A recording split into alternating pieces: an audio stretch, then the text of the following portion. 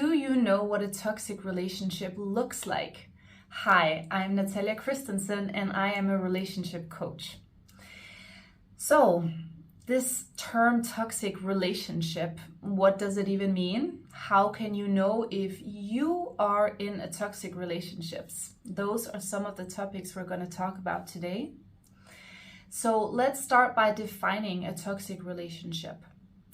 A toxic relationship, by my definition, is a relationship where one or both parties are unable or unwilling to work through their shadows and work on themselves for the sake of bettering the relationship and making it a more safe place to be. Because having flaws is a human thing. Everybody has flaws, which means that there is no perfect relationship. There is no relationship where both parties are happy, 100% happy and healthy all the time. That's just not realistic. So the definition of a relationship being toxic is that the people involved in this relationship are unwilling to get the help they need and to work through their struggles together. Okay? So that's the first thing you need to know. It's the definition of a toxic relationship. So there are several types of toxic relationships as well. Toxicity can come in many forms. It can be emotional abuse. It can be physical abuse.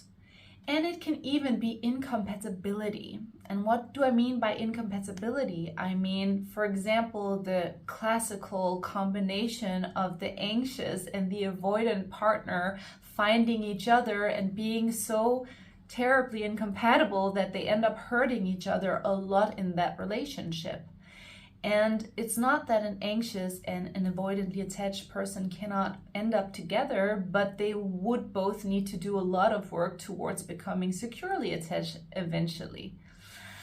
So I hope that's making it a little bit more clear what it actually entails to be in a toxic relationship.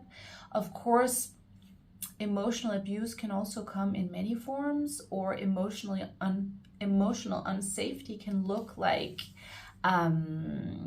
walking on eggshells around your partner, not feeling safe to be who you are fully with them, feeling judged, feeling controlled, feeling like you have to control. It can look in many different ways. I will say one of the core elements of a toxic relationship is conscious or unconscious manipulation. So when someone has needs and has a lot of trauma related to those needs, the person will often try to get those needs met in a covert type of way. They'll usually use manipulation strategies, whether conscious or unconscious,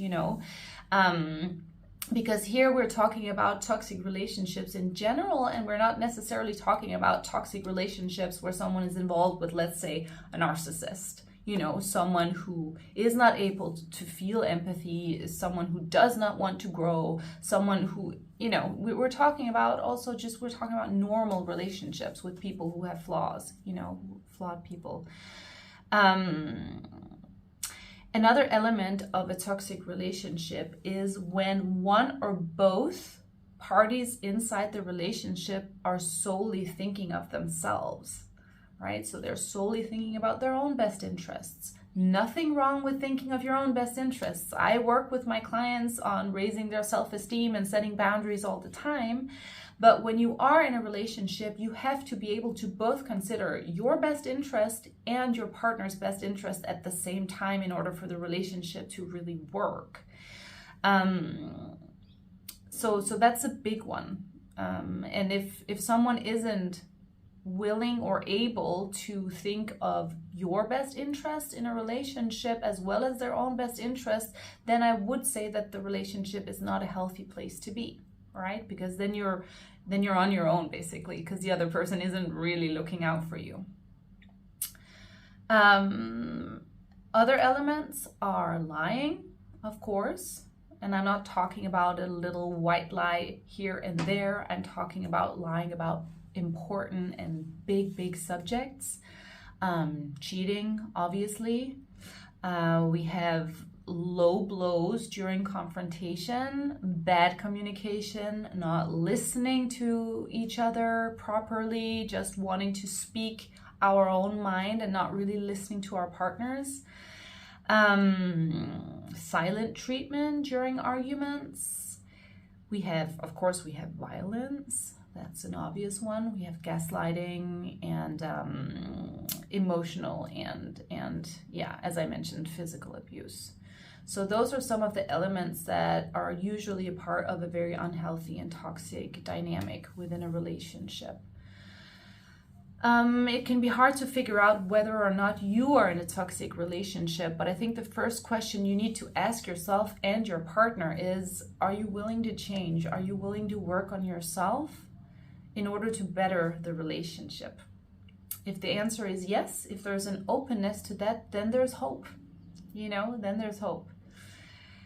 And if you were dealing with a really toxic person who has some type of mental health disorder, such as a narcissist, then they might lie and tell you that they want to get better, but not actually put in the action. So it's not just about having the conversation about let's work on ourselves in order to heal this relationship and be healthy and strong together. It's also about taking the action towards doing the work to heal your wounds and for your partner to heal their wounds.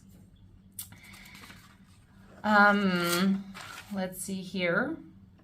Yeah, so how to transform this type of dynamic, both have to be able and willing, like I've said many times in this video. Both have to be able and willing, and then they have to do the work. And if you find yourself with a partner who is not willing to do the necessary work, it might be time to reconsider the relationship, because you do deserve to have a happy and healthy relationship, and you can absolutely have that. And if you're someone who wants to work on themselves, then you need to be with a partner who is willing to do the same, right? Because a relationship, while it is work, and everyone who is in a long-term relationship will tell you that they have worked on that relationship to stay good, right, and healthy. They will tell you that. It's not just the relationship is, and then you just never make any effort to better it or to heal yourself or to heal your partner. It doesn't work like that.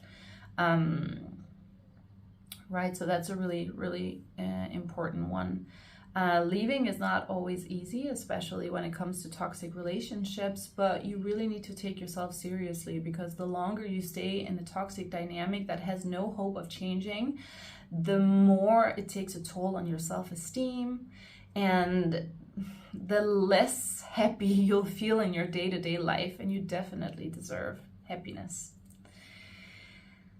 So the last thing I want to say in this video, which is also really important, and I did touch on it in the beginning of the video, is that all relationships are toxic to a certain degree. So if you're watching this video and you're thinking, oh my God, my relationship, I don't always communicate well, and once my partner was gaslighting me about a certain subject, or he lied to me once, or she did, it's normal and it's okay.